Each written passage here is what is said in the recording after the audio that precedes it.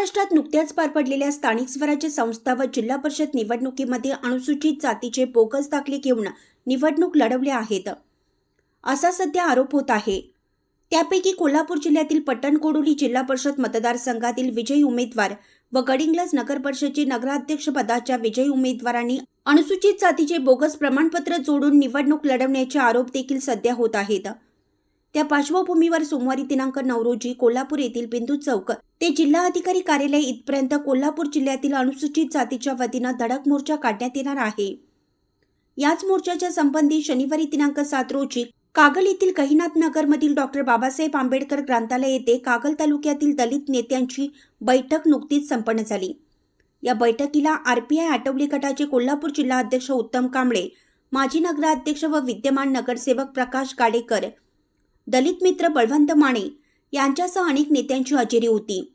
प्रारंभी रमेश कांबळे यांनी छत्रपती शाहू महाराज यांचे गीत गाऊन सुरुवात केली। स्वागत व प्रास्ताविक भिकाजी कांबळे यांनी केलं।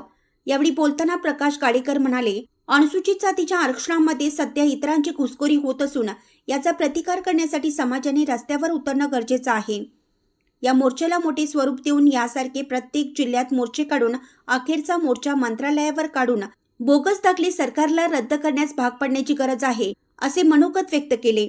अनुसूचित जातीच्या आरक्षणात घुसखोरी करण्यासंबंधी काढणार असलेल्या मोर्चामुळे महाराष्ट्र सरकारला धडकी भरली पाहिजे।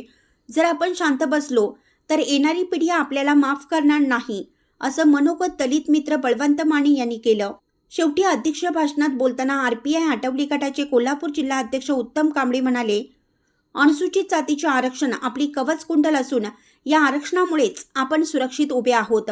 राजकीय आरक्षणातून अनुसूचित जातीच्या नेत्यांना राजकीय सत्तेपासून दूर ठेवण्यासाठी अशा प्रकारचे बोगस दाखले देऊन अनुसूचित जातीमध्ये घुसखोरी केली जात आहे।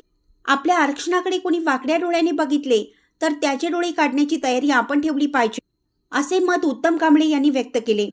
यावेळी माजी नगराध्यक्ष अजित कांबळे, संजय हेगडे, सागर शिंदे, जॉन कांबळे यांच्यासह अनेक समाज बांधवांनी आपले मनोगत व्यक्त केले।